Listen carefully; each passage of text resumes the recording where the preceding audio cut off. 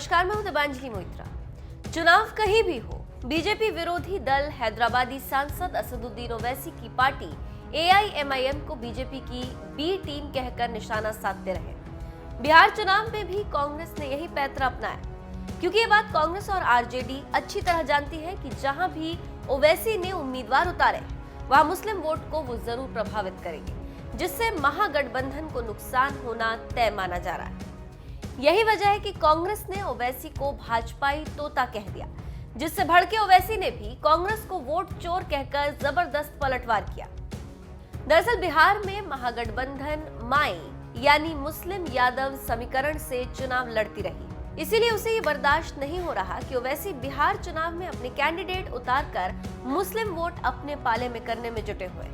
यही वजह है कि कांग्रेस प्रवक्ता रणदीप सुरजेवाला ने ओवैसी को बीजेपी की बी टीम कहते हुए ट्वीट किया।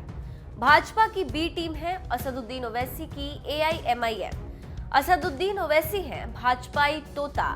वोट ध्रुवीकरण की काठ की हांडी होगी फेल। बिहार बेकरार, तैयार है बदलाव के लिए। नई उम्मीदों, अपेक्षाओं और आकांक्षाओं के साथ महागठबंधन की जीत बिहार के उज्जवल भविष्य की गारंटी।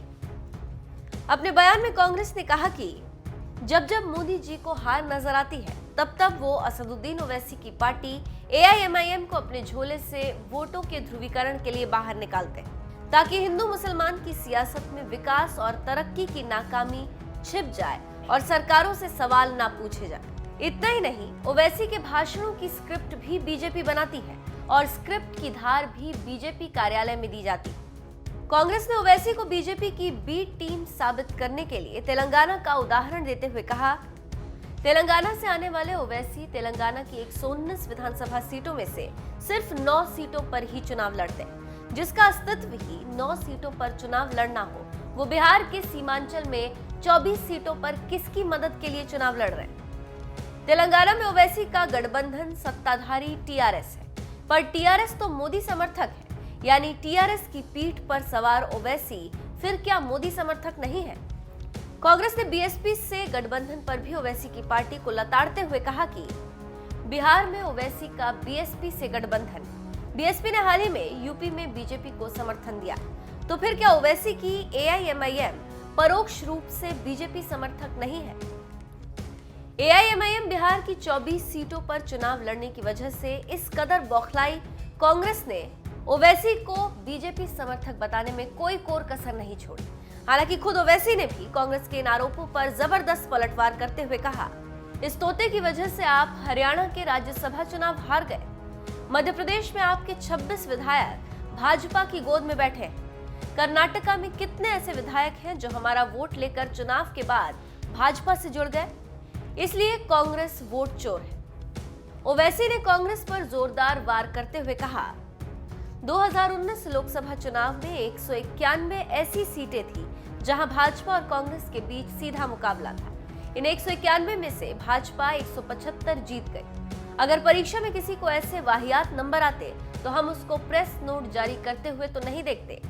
जब ओवैसी जिम्मेदार के नारों से दिल भर जाए तो विचार करो कि कांग्रेस को हारने की ऐसी लत क्यों लग गई।